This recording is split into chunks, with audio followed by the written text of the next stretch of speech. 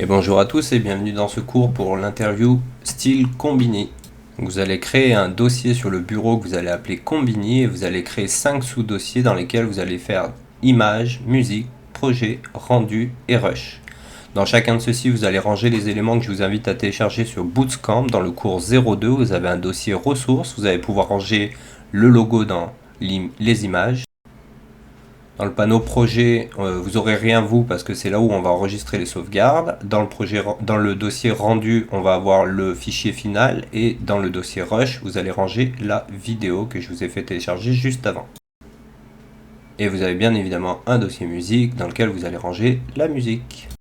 Ensuite, vous allez lancer le logiciel Premiere Pro, vous allez cliquer sur Nouveau projet. Alors, vous n'aurez peut-être pas la même fenêtre que moi suivant la version de Premiere Pro que vous avez. Ça peut être cette fenêtre si vous êtes en 2023. Sinon, vous avez un écran au centre, voilà, avec écrit sans titre pour l'instant. Vous allez mettre Combini ou votre nom, prénom. Donc moi je mets Combini. Ensuite vous avez un bouton parcourir juste en dessous de ce titre. Donc vous allez pouvoir parcourir les dossiers. Moi ça va être à ce niveau là que je vais le faire. Dans sélectionner un emplacement. C'est comme vous parcourir. Et là vous allez aller dans le dossier que vous avez créé Combini. Et vous allez sélectionner le dossier projet. C'est ici qu'on va enregistrer les sauvegardes. Rappelez-vous, faites CTRL-S régulièrement pour sauvegarder votre travail. Si vous êtes en 2023, je vous laisse vérifier que vous n'avez rien coché sur la droite. Et vous pouvez cliquer sur le bouton créer.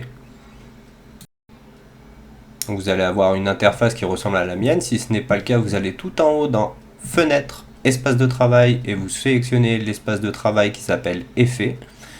Vous allez avoir aussi besoin des petits outils qu'on ne voit pas très bien sur ma capture ici. Là où j'ai mon curseur pour créer un chutier. Si vous ne le voyez pas, vous tirez les outils sur le côté droit et vous ferez apparaître un petit dossier qui vous permettra de créer un chutier. Sinon, vous pouvez faire un clic droit, tout simplement, nouveau chutier, et vous le renommez le premier en rush. Ensuite, vous le désélectionnez en cliquant à côté, vous créez un nouveau chutier que vous appelez image. Vous désélectionnez, vous créez un nouveau chutier que vous appelez séquence. Alors là, j'ai oublié au début de créer un chutier musique, mais c'est pas grave, on le fera à la fin, vous inquiétez pas.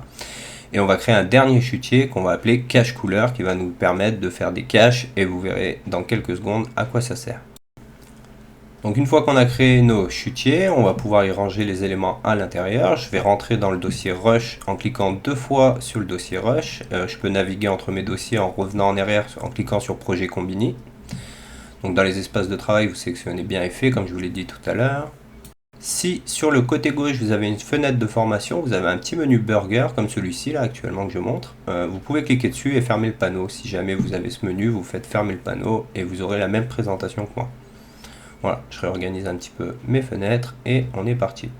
Donc dans le dossier Rush, on va cliquer 2 fois dessus, on va rentrer dans le Finder, on va cliquer sur un clic droit, fichier importé, ou on va double-cliquer dans le dossier.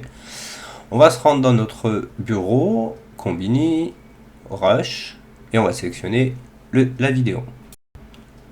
Donc vous revenez en arrière dans les dossiers en cliquant sur Projet Combini, vous rentrez dans le dossier Image, vous double-cliquez sur Image et vous sélectionnez le logo. Ensuite, vous allez cliquer sur le dossier Séquence, vous allez sélectionner Nouvel élément, donc c'est le petit dossier, sinon vous faites un clic droit, Nouveau élément Séquence. Et là vous allez aller chercher un réglage dans les préconfigurations de séquence qui s'appelle le Digital SLR. Donc dans Digital SLR, vous avez une petite flèche sur le côté gauche qui va vous permettre de faire un menu déroulant, à l'intérieur duquel vous trouvez le dossier 1080, d'accord. Dans le dossier 1080, vous allez aller chercher le dossier DSLR 1080p25, c'est le deuxième, donc celui du milieu. Et là, avant de cliquer sur OK, vous changez le nom de la séquence et vous allez l'appeler l'interview.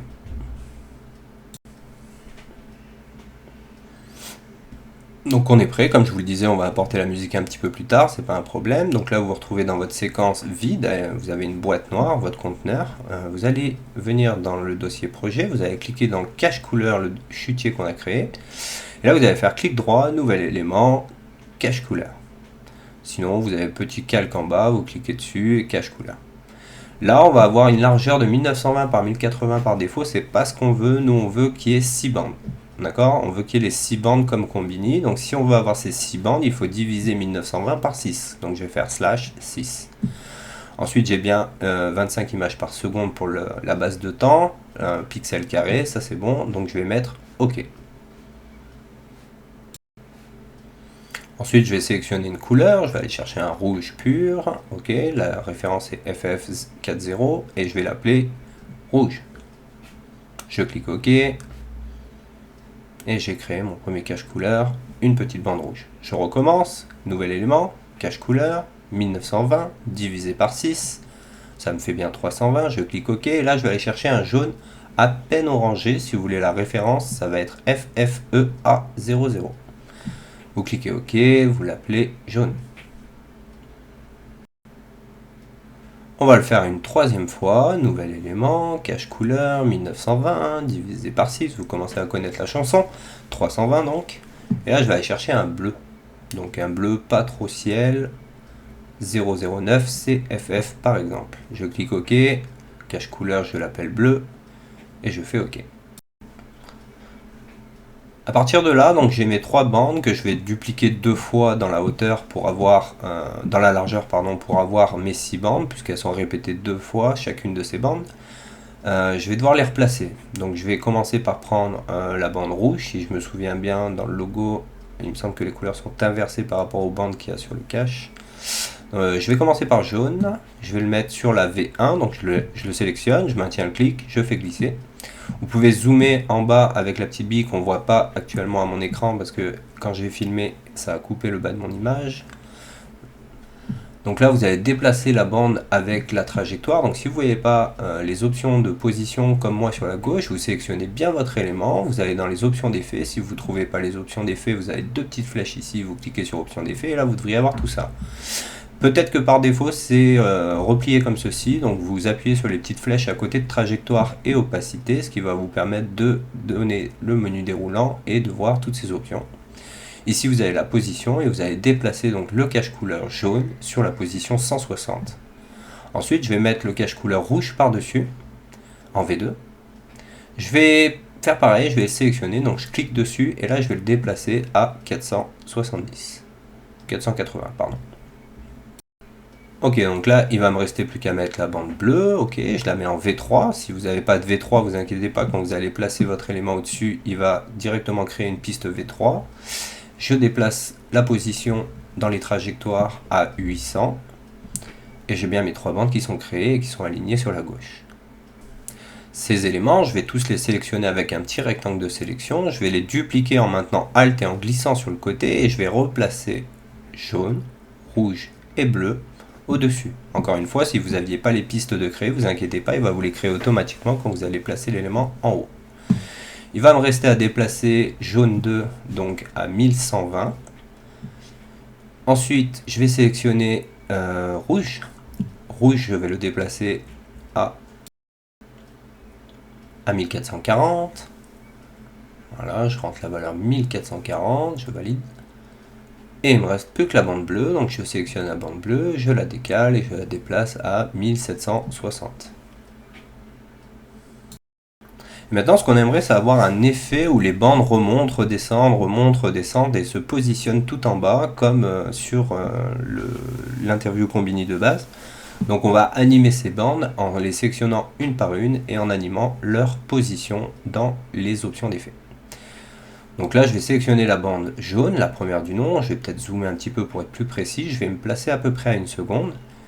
À une seconde, voilà, à peu près. Hein. C'est pas grave si vous n'êtes pas à une seconde près. Hein. Ça peut être quelques frames en plus. Vous allez appuyer sur le chronomètre de position, ce qui va permettre de créer une clé d'animation. Comme vous le voyez, j'ai un petit rectangle ici, un petit carré à la verticale. Et puis je vais revenir en arrière dans le temps.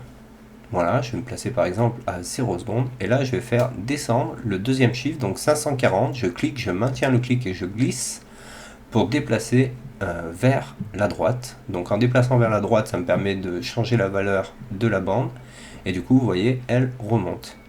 Donc là c'est pas exactement ce que je veux et c'est un peu lent, donc ce que je vais faire c'est que je vais modifier les valeurs, je vais revenir tout au début et je vais faire 1620. 1620, ça va me permettre de cacher entièrement la bande et du coup elle va remonter entièrement. Par contre, si elle remonte entièrement, le problème c'est qu'elle va légèrement sortir après, donc par rapport au glissage de vitesse qu'on va lui faire. Donc au lieu de 540, je vais revenir sur cette clé en revenant bien avec le petit triangle, comme vous le voyez, je peux me balader entre les clés avec les petits triangles. Et donc sur la deuxième clé, en étant bien dessus, tac, je vais changer la valeur 540, je vais la descendre un petit peu. Voilà. Et je vais faire descendre la bande légèrement pour qu'elle soit entièrement en haut, parce que quand je vais mettre un lissage de vitesse, c'est-à-dire que je vais changer la vitesse d'animation, et ben la bande elle va remonter un peu plus haut que cette valeur, et du coup ça va donner l'impression qu'elle sort de l'écran et on va voir un léger mouvement, enfin un léger noir en dessous de la bande. Donc là j'ai mes deux bandes, j'ai rapproché les clés d'animation parce que c'était un petit peu lent, j'ai avancé un petit peu dans le temps, et là je change les valeurs. D'accord? Donc vous remontez, vous faites redescendre la bande, peu importe, n'essayez pas d'avoir exactement les mêmes valeurs que moi, c'est pas intéressant de faire au pixel près.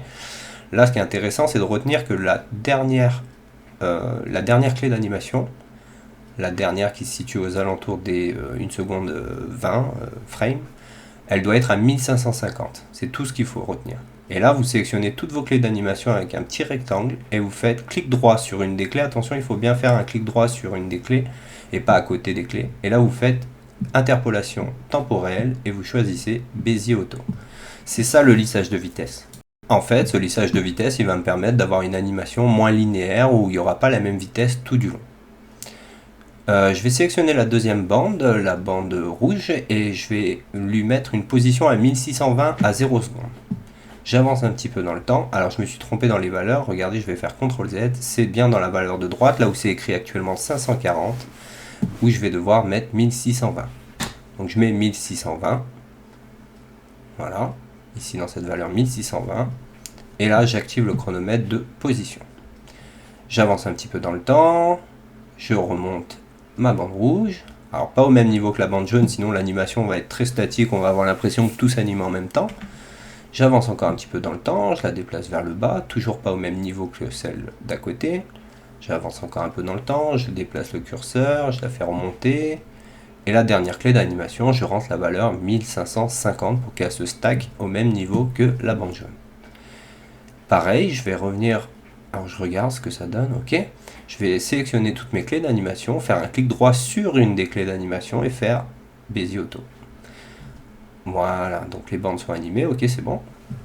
Et maintenant il me reste à faire plus que le même travail sur la bande bleue, la bande jaune, rouge et bleue encore une fois, qui sont au-dessus. Donc je viens à 0 secondes, je mets un chronomètre sur la position, je mets la valeur 1620 dans la case de droite. J'ai donc ma clé d'animation à 0 secondes, j'avance un petit peu dans le temps, et là je vais faire revenir la bande bleue. Un petit peu d'abord, un peu plus ensuite, encore un peu moins, et finalement je vais mettre la valeur 1550 dans le dernier chiffre. Le but c'est qu'elles reviennent toutes à cette position finale.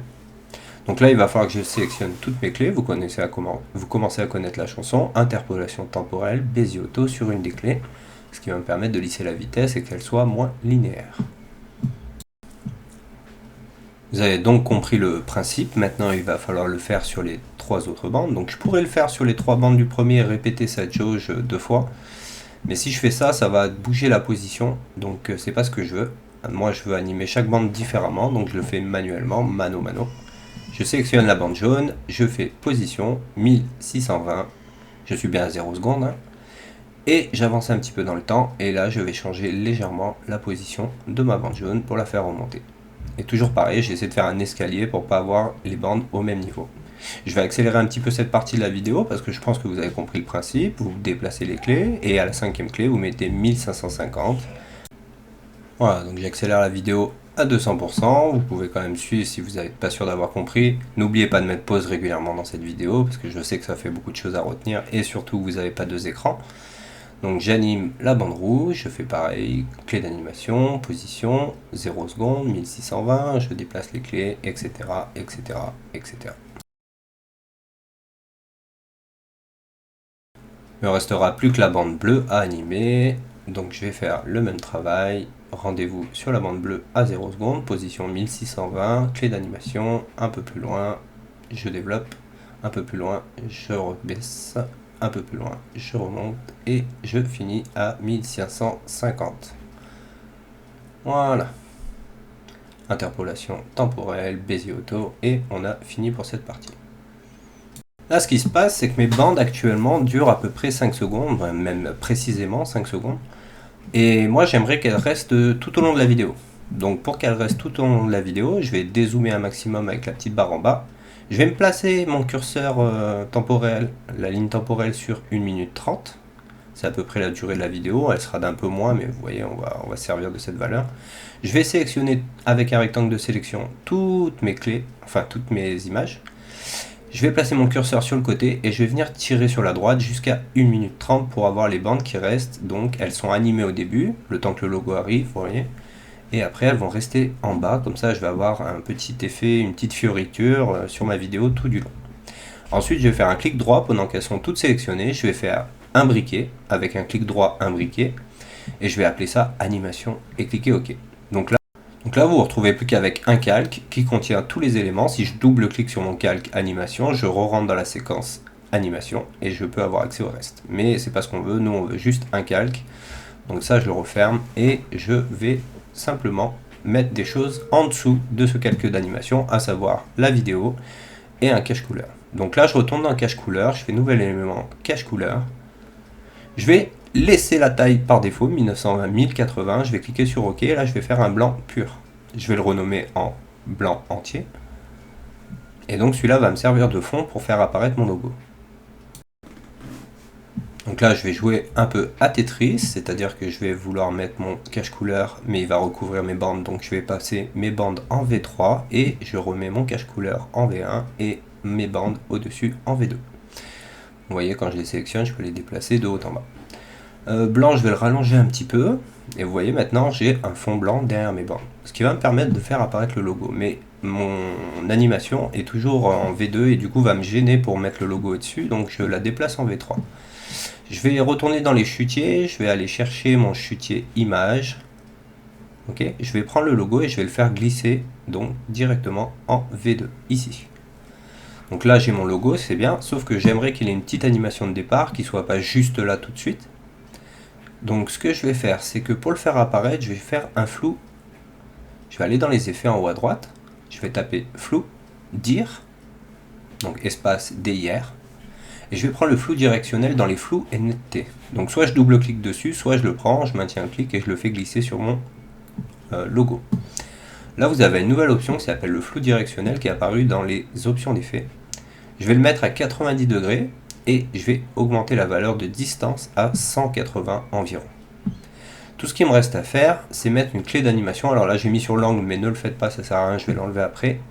Je vais bouger la position, je vais déplacer mon élément vers la droite, et je vais mettre une clé d'animation sur la position et sur la distance. Comme je vous le disais, l'angle il n'y en a pas besoin, je l'enlève. Donc la distance est de 180 à 0 secondes et la position est de 2414, c'est-à-dire que mon élément est sur la droite, à peu près à 1 seconde 4. Je vais venir bouger la position, je vais la remettre à 960 pour que mon élément revienne au centre et je vais baisser la distance du flou à 0 pour qu'il apparaisse. Ce qui va me donner ceci. Bon, c'est un peu lent et le flou est peut-être pas suffisant, donc en plus du flou directionnel, je vais ajouter un flou gaussien dans les effets. Donc je vais aller chercher flou gaussien, je vais l'appliquer. Je vais enlever, recopier les pixels. Si vous avez l'option qui est cochée actuellement, je vous laisse la décocher. Je me mets à 0 secondes, je mets un flou à 80 environ, je décoche la case. Si elle est cochée, hein, si elle n'était pas cochée, vous laissez comme c'est. Vous mettez une clé d'animation à 0 secondes et sur la clé d'animation suivante, en vous déplaçant avec les petits triangles, vous allez mettre le flou à 0.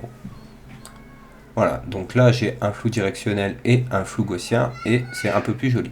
Si on regarde ce que ça donne, on revient à 0 secondes, on fait la touche espace et effectivement on a notre logo qui apparaît de droite à gauche avec un effet de flou.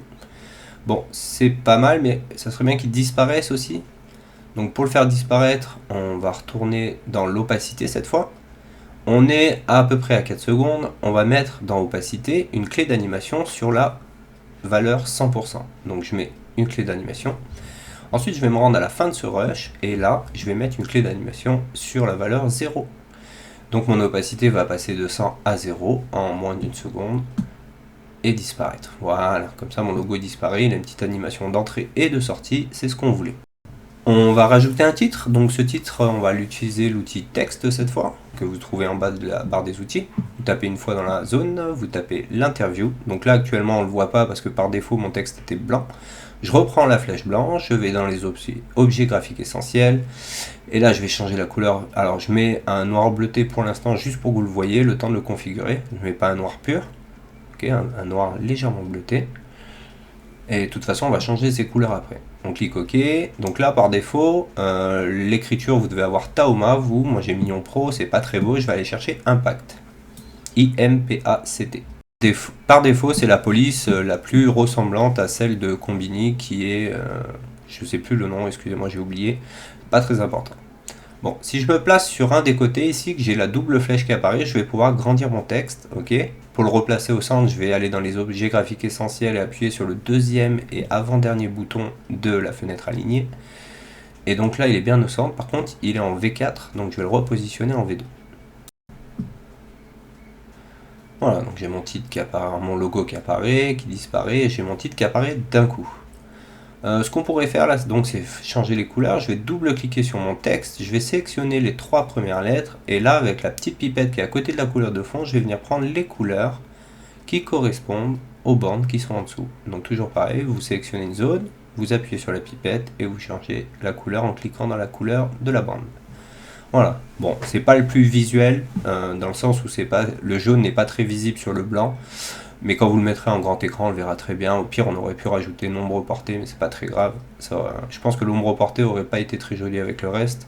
On va laisser comme ça, c'est pas grave. Au moins, ça vous aura fait voir le petit outil pipette. Donc maintenant, on voudrait animer la position dans mouvement vectoriel. On voudrait animer la position de l'interview. Donc si je sélectionne l'interview, que je vais dans mouvement vectoriel, je vais animer sa position. On va le faire venir de haut en bas. Donc on va animer la position gauche-droite. Là j'ai un petit peu de lag, donc j'ai un peu de mal à vous montrer très précisément, mais vous allez voir, c'est juste parce que j'enregistre en même temps que et du coup ça consomme beaucoup de ressources. Alors, je vais déplacer, n'attrapez pas la petite mire, déplacer le texte directement vers le haut. Ok, ce que vous pouvez faire, c'est aller dans les objets graphiques essentiels, sélectionner votre texte et au moins l'aligner à l'horizontale. Alors pas ce bouton-là, autant pour moi, celui-là. Donc votre texte est en haut, vous allez mettre une clé d'animation sur la position, donc on est au début du rush. Voilà, je déplace ma clé au début du rush, j'étais pas tout à fait au début. Et donc là vous allez avancer un petit peu dans le temps, voilà, vous allez mettre une clé d'animation sur la valeur 540. Et donc ce qui va permettre de faire redescendre le texte bien au centre. Donc là il descend peut-être un peu doucement, donc on va décaler légèrement la clé d'animation en plaçant la barre un peu avant et en collant. Voilà, c'est un peu mieux. Donc ces deux clés d'animation, on va faire interpolation temporelle Bézier auto, ok, pour voilà, avoir une descente un peu moins linéaire. Ensuite je désélectionne, je vais avancer un petit peu dans le temps, à peu près vers les 2/3 du rush. Je vais sélectionner la deuxième clé d'animation, n'oubliez pas d'enregistrer avec fichier enregistré ou CTRL-S. Je vais sélectionner la deuxième clé d'animation et je vais faire CTRL-C, CTRL-V. Ce qui veut dire que en fait, là le texte il va rester au même niveau, au même endroit, entre les deux clés. Entre les deux clés qui sont là. Et à la fin de mon rush, un peu plus loin, je vais faire descendre mon texte avec la deuxième valeur jusqu'à 1200 à peu près. Voilà, donc là il reste en place entre ces deux clés, puis il continue sa descente. Allez, on continue, du coup notre texte est animé, on va regarder ce que ça donne. Ici, le texte s'arrête à ce niveau-là, donc je vais arrêter le fond blanc au même niveau. Donc le cache couleur blanc entier, je l'arrête à peu près à ce niveau-là. Je regarde ce que ça donne, j'ai mon logo qui arrive, pardon, avec l'animation. Il disparaît en opacité, très bien, j'ai l'interview qui arrive, il reste quelques secondes, on a le temps de le lire, puis il repart. Donc c'est bien ce qu'on voulait, enfin en tout cas moi c'est ce que je voulais vous faire faire, donc c'est bon. On est bon. On va se mettre à la fin de nos rushs, à la fin de l'interview, le titre et le cache blanc. On va redécaler un petit peu animation vers le haut parce qu'on va avoir besoin de 3 emplacements cette fois. Dans les caches couleurs, je vais créer un nouveau cache couleur, clic droit, nouvel élément, cache couleur. Je vais faire 1920, ça c'est ok, 1080 divisé par 2. Cette fois je veux la moitié de la hauteur en blanc. Donc je mets du blanc, je vais l'appeler blanc demi, demi-blanc, voilà. Ok, je vais le placer dans les calques, à peu près au milieu, en V2. Et donc là, il va me rester à le déplacer vers le haut pour avoir... Alors, je vais pas là, je l'ai mis en haut, mais c'est pas ce que je veux le descendre après, ne le faites pas. Ce que je veux, moi, c'est le déplacer dans la hauteur, ici, avec la trajectoire. Donc, je vais le placer à 260, je pense. 270. Voilà. Ce qui fait, comme vous le voyez maintenant, j'ai un split screen. Ce qui va me permettre d'appliquer du texte. Donc je reprends l'outil texte, je vais me placer sur mon blanc demi et je vais mettre bonjour. Je reprends l'outil flèche noire, j'agrandis mon texte, je vais le centrer dans la largeur avec les boutons alignés, le deuxième bouton seulement. Je vais changer sa couleur pour un noir pur cette fois. Ok. Et là je vais... Voilà, noir pur, pardon. Et là je vais le dupliquer avec Alt enfoncé. Alors d'abord je le descends, je le place, mais là ce qui se passe c'est qu'il est derrière mon cache blanc demi. Donc je vais placer blanc demi en dessous. Voilà, je fais un petit domino. Donc je sais que ça va assez vite, n'oubliez pas de faire pause. Évidemment j'ai tourné cette vidéo en espérant que vous arriviez à faire ça en 2 heures. Si vous n'y arrivez pas, c'est pas la fin du monde. On va dupliquer le calque bonjour en maintenant Alt enfoncé et en glissant vers la droite. On va le placer en dessous. On va double-cliquer sur bonjour, ce qui va ouvrir la fenêtre des textes. Je vais sélectionner le deuxième bonjour. Je vais modifier le texte en... Voilà, je valide avec entrée. Il va me rester à changer la couleur de mon texte. Donc dans les options d'effet, je sélectionne mon texte. Je vais changer sa position déjà. Donc je vais le faire descendre. Alors attendez, je sélectionne Sarah dans les objets graphiques essentiels et je change la couleur pour du blanc et je le recentre dans la largeur. Ok, et je le fais descendre avec Shift enfoncé pour qu'il descende bien à la verticale. Voilà, et j'ai un premier split screen en fait qui va me permettre de poser les questions par la suite. Donc là on dit bonjour, mais on va juste réduire un petit peu pour pas que ça dure trop longtemps. On sélectionne les trois, on se met le curseur sur la droite et on diminue la durée du texte. Ce split screen en fait on va pas le recréer à chaque fois. Là je vais poser la vidéo juste ci-après. On se rend compte que la vidéo est en 4K, du coup je vais la sélectionner dans les échelles, dans trajectoire échelle. Je vais aller sélectionner l'échelle et mettre 50%. Donc comme c'est un rush en 4K, il va être divisé par 2, il va rentrer dans le 1920 par 1080. Donc ce qu'on va faire, c'est qu'on va pas recréer le split screen 50 fois. Hein. On va simplement faire des cuts dans la vidéo de rush combini, c'est-à-dire dans la vidéo où on voit la personne. Et on va dupliquer notre split screen vers la droite à chaque fois et changer les textes qui sont à l'intérieur. Comme ça, là vous avez fait vraiment le plus dur. Hein. La suite va être très rapide, vous allez voir. Il reste 10 minutes, 15 minutes de vidéo, vous allez voir en 15 minutes on aura fini. Donc là vous allez faire un cut au niveau du rush combini, vous allez déplacer suffisamment sur la droite et en sélectionnant les trois rushs, bonjour, blanc demi et Sarah, vous allez faire Alt enfoncé pour les dupliquer une fois vers la droite. Et là vous avez compris le principe, du coup vous allez simplement changer ce qui est écrit sur chacun des deux split screens. Donc vous avez le premier texte qu'il va falloir recentrer après avoir changé le texte. Vous sélectionnez Sarah dans la liste des objets graphiques essentiels, vous mettez une autre question, donc là ça va être chocolatine par exemple. Vous le resélectionnez avec flèche blanche et vous l'alignez au centre. Et là, vous avez déjà fait la moitié du taf. C'est-à-dire que maintenant il suffit de refaire le même principe. Je mets la vidéo, ok, je fais un cut un peu plus loin le temps qu'elle ait le temps de répondre. Donc là vous remarquerez qu'il n'y a pas de texte dans ma vidéo, mais c'est pas grave, hein. C'était pour l'exemple. Et là vous dupliquez le split screen, donc vous sélectionnez les trois éléments du split screen, vous appuyez sur Alt, vous maintenez Alt, vous cliquez et glissez vers la droite et vous dupliquez le split screen et à chaque fois vous sélectionnez les textes en double cliquant dessus et vous changez simplement le contenu. Donc là j'écris mer et montagne, j'oublie pas de les recentrer à chaque fois et vous avez une troisième question. Et là vous voyez ça va très vite, c'était très long à mettre en place, j'en conviens, mais maintenant une fois que c'est fait, ça va très vite. Donc vous avancez dans le temps, vous prenez le cutter, vous coupez la séquence, vous la déplacez vers la droite et vous avez posé une autre question. Alt, glisser, je duplique mon split screen, je sélectionne montagne, je double-clique sur montagne, je pose une autre question. Donc été, pour celui du bras, alors je l'aligne hein, bien sûr, ensuite je sélectionne, là j'ai fait une petite erreur, CTRL Z, je sélectionne mer, je le change en hiver, et hiver, je reprends la flèche blanche et je le centre. Voilà. Je vais sélectionner mon rush et je vais venir le recouper. Donc là ça va être la dernière question, après on va dire le mot de la fin. Donc là je redécale mon élément.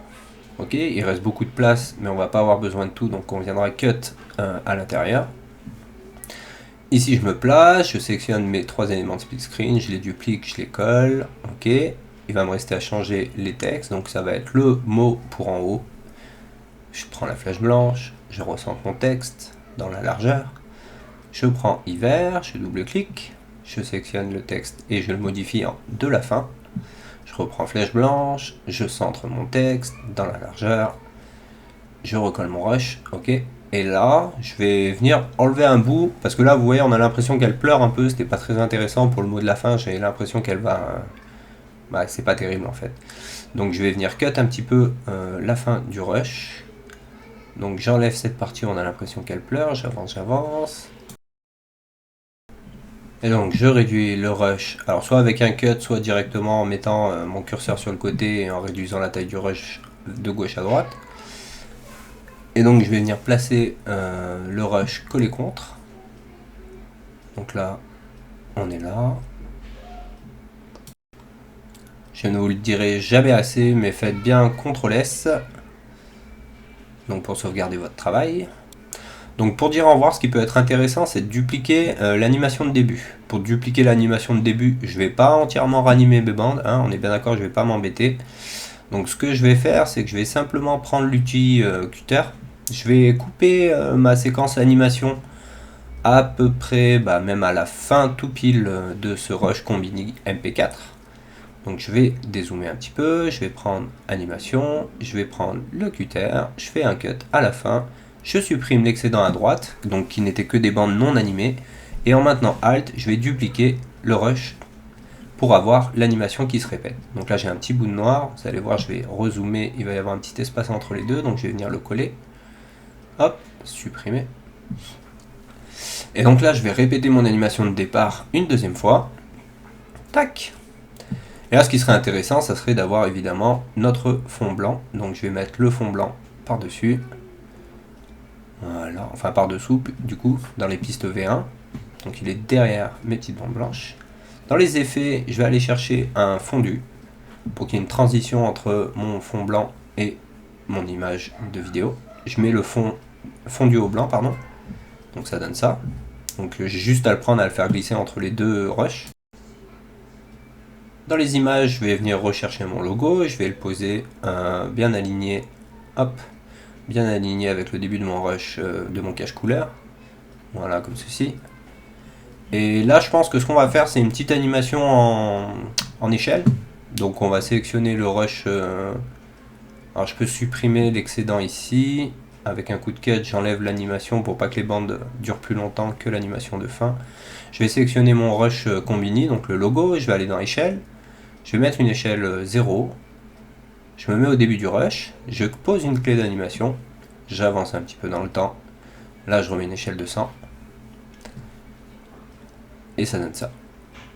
Ok, donc moi ça me convient, je regarde, donc ok, il arrive en grossissant de 0 à 100 en quelques secondes, environ 2 secondes. Donc depuis le début, ça... on n'a pas mis la musique, donc je vais créer un nouveau chutier, clic droit, nouveau chutier ou le petit dossier en bas, musique.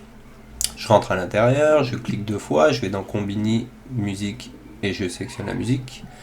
Je vais déposer cette musique en A1, de toute façon vous ne pouvez pas la mettre ailleurs que dans la piste audio qui sont en dessous de la vidéo. Je cut l'excédent, je prends l'outil cutter, je me mets à la fin de mes rushs, je fais un clic, je reprends l'outil flèche blanche et je supprime ce qui reste à droite. Je fais CTRL S bien sûr. Et donc là, on va aller chercher un effet qui s'appelle le passe-bas. Donc là, j'ai mis mon casque, ok. Je vais aller chercher l'effet passe-bas. Donc je tape passe dans les effets et je vais prendre passe-bas. Alors il y a deux écoles. Dans ce cas-ci, je pense que le plus rapide, ça va être simplement de faire des cuts entre les moments où elle parle et les moments où elle ne parle pas. Vous voyez, si j'applique l'effet passe-bas sur mon audio actuellement, je peux l'ignorer ou l'activer, le désactiver en fait. Donc j'aurais pu faire ça. Moi, je pense que le plus rapide dans notre cas, ça va être simplement de faire des cuts au niveau des séquences où elle parle. Donc je vais prendre l'outil cutter. Alors je vais améliorer l'audio rapidement. Pour cela, vous allez dans amélioration essentielle de l'audio en ayant l'audio sélectionné. Vous appuyez sur musique et vous faites un ducking dans les paramètres prédéfinis sur tous les éléments. Ce qui va avoir pour effet de baisser la musique de base.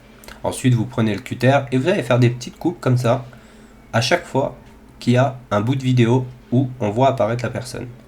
Et en fait, on va venir simplement poser l'effet passe-bas à ce niveau-là. Et baisser peut-être un petit peu le niveau de la musique aussi. Donc je prends le passe-bas, je le fais glisser. Je prends le passe-bas, je le fais glisser. Et je recommence sur chaque élément de la vidéo où on voit apparaître la personne. Cet effet va avoir pour conséquence de baisser la musique, de la rendre étouffée au moment où elle est censée parler. Donc là, elle ne parle pas parce que dans ma vidéo, encore une fois, il n'y avait pas de son. Mais normalement, bon, vous avez de l'audio et du coup, vous avez la personne qui répond aux questions. Donc c'est intéressant de baisser la musique au moment où elle parle. Donc quand vous le ferez, vous verrez de toute façon, la musique est comme étouffée. Donc là, on regarde ce que ça donne depuis le début.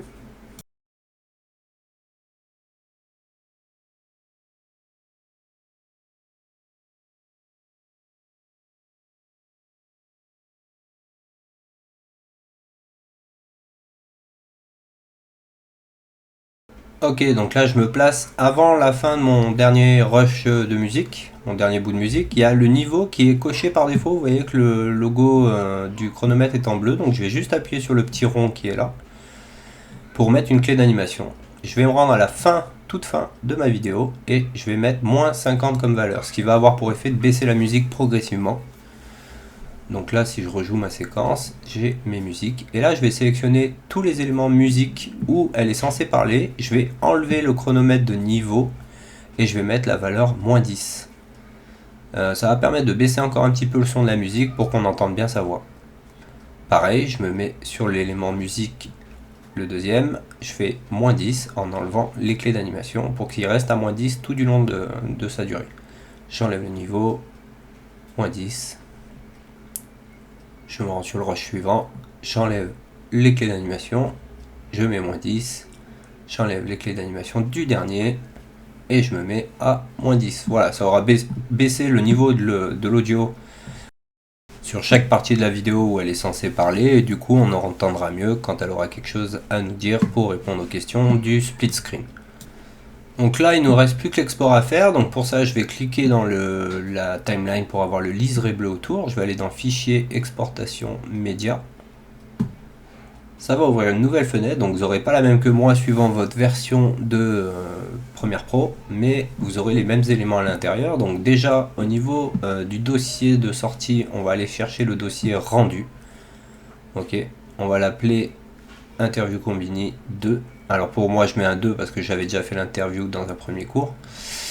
Vous avez le nom du fichier, vous n'avez pas à y toucher si ce n'est mettre bien l'interview Combini. Vous avez l'emplacement du fichier, vous allez mettre donc le dossier rendu. Vous avez le format où vous devez choisir H264 et dans la préconfiguration, ça devrait être en français pour vous. Vous devriez avoir correspondant à la source principale, débit élevé. Donc ça vous n'y touchez pas.